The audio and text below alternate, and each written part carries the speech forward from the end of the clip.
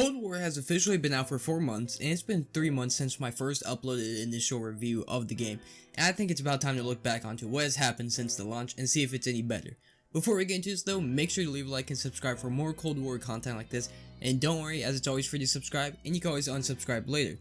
Getting back to it though, the first thing I want to say is that I'm not going to review the campaign since nothing has changed at all from it, so if you want a review on the campaign, you can watch my first review on the game, but most people don't buy COD for the campaign anyway, so we can just skip over this.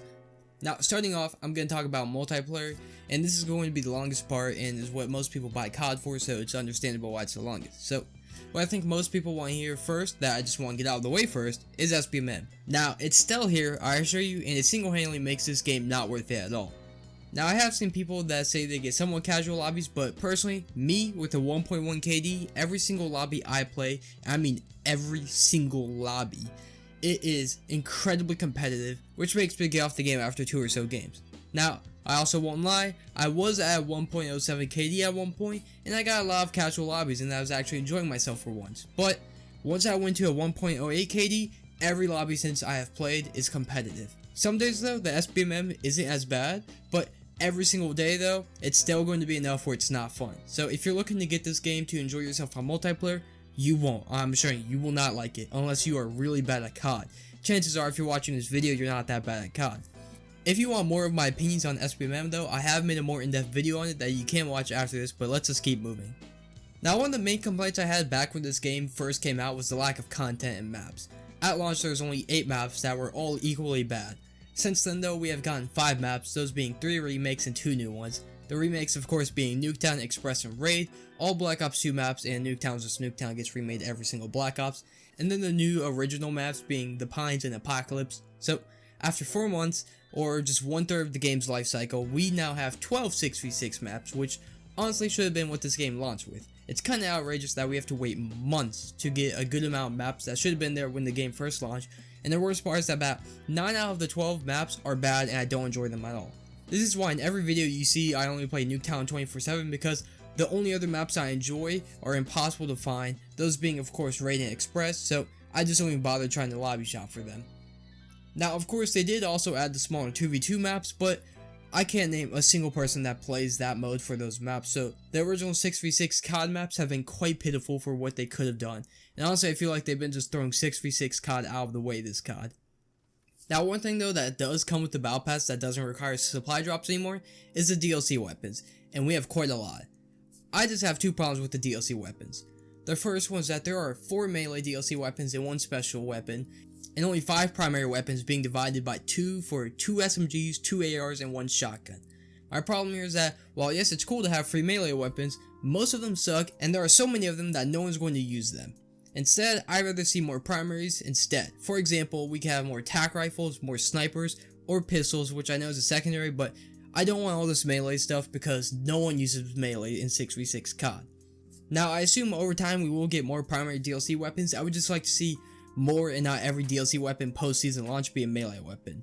My second problem with these DLC weapons though, is that the guns that are actual guns and not melee weapons are purposely made overpowered to make people want to buy them instead of earning them. If you remember Season 1 of Cold War, you know how incredibly overpowered the Groza MAC-10 were, and now I can guarantee you that they secretly nerfed them because they are trash now, and no one wants to use them anymore. But I want you to think about your pubs that you play. What are the most OP guns you see that aren't the AUG or a Stoner that will always try you? It's a Street Sweeper and LC-10.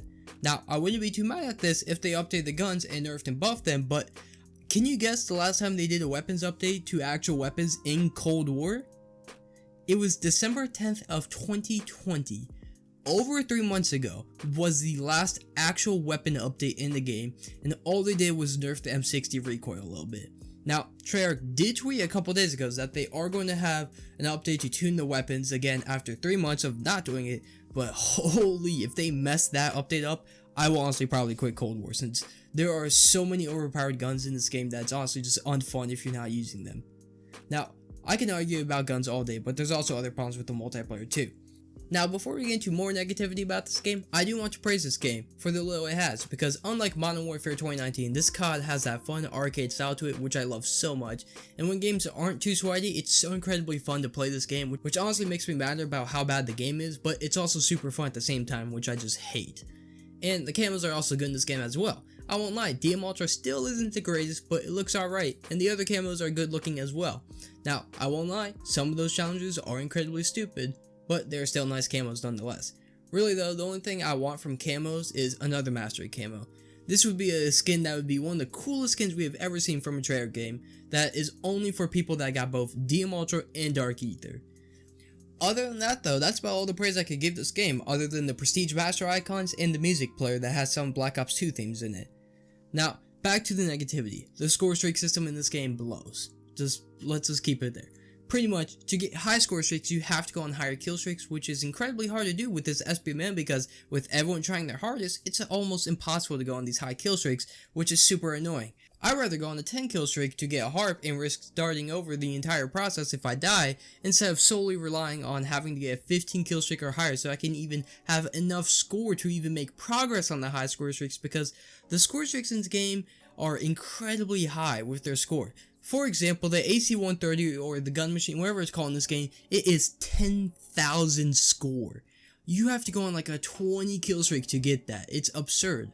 Also, the reward streak system is annoying too, because people that do not deserve their lethal score streaks will get their napalm and hellstorm, and you will know it's happening because every single game near the end of that game, the participation streaks will start coming out and make the entire map just hellstorms and just make the entire map on fire from the napalms. You will see it all the time with these participation streaks.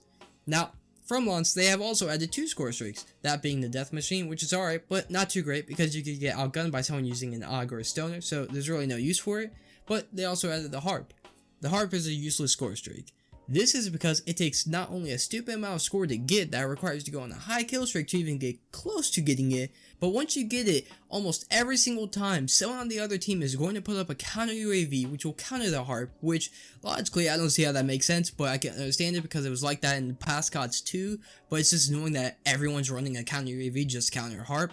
But they don't have that, then they're going to put down a jammer and everyone's going to camp in that jammer because a jammer will jam a harp for some reason, or they will call an air patrol and shoot it down instantly. Which you can honestly see in this video. I got a harp in the background gameplay you're seeing, and someone shot it down instantly. Now, I'm not sure about you, but I don't remember harps in other CODs being pretty much useless to you because people that got a 5 kill streak and got a cheap score streak can counter it or shoot it down. Actually, as I recall it, in Black Ops 1, I don't recall you being able to shoot down the SR-71. Wait a minute, now that I recall, I don't remember in Black Ops 2 you being able to shoot down the orbital VSAT. Hold on. In Black Ops 3, I don't remember you being able to shoot down the hater. You could only counter with the counter UAV, and no one ran counter UAVs, so it was worth getting. So why in Cold War can you get a score streak that takes 7 kills to get, to be able to shoot down a score streak that takes 15 kills to get, that has never been able to get shot down for the past 3 Black Ops? And if you even logically think about how an air patrol could shoot down a harp, it physically does not make sense how that's possible. So overall, both the new score streaks are completely useless, and while yes they were added in the game, they're still useless, and that's the moral of it. I still run them though, and every single time the same thing happens. I either get outgunned with the death machine, or I get my harp counter or shot down immediately. Now, one thing though that I didn't bring up in my original review is the aim assist. Now, I think it's alright for the most part, but ever since I got a higher Sbmn, I can feel what people are talking about with the aim resist. Personally, I never believed it because it never happened to me, but I can actually feel it when I'm doing good, where I know I should be beaming the kid, but my shots are off to the right or to the left, just completely off the player. Honestly, the best way I can describe this is, you know when you put 2 sides of a magnet together, like a north and north together, you can feel that resistance to it, and it feels like almost like there's like a sphere in the middle, and you can honestly feel it. That's what it feels like when you get aim resist in this game. Now, this could be just the aim assist in the game overall bad, or a little conspiracy theory. It's the game nerfing me when I'm doing good to make the worst players get a free kill on me, which I wouldn't be surprised at all if they did this because it's Activision. They're the greediest and scummiest company out there. Overall though, multiplayer is still incredibly bad, and as I said before, the Sbmn single-handedly makes this even worse. If I could just casually play the game though, I would be much more refined with all the problems of this game, but I can't, so what's the point of just playing this game? In my first review though, I did give this multiplayer a 2 out of 10, and now 4 months later, after a couple updates and a couple new content drops, I'm going to leave it at a 2 out of 10 because while yes, there is more content in this game, the Sbmn makes it unbearable for more than 3 games. And I honestly had more fun before because my Sbmn was lower.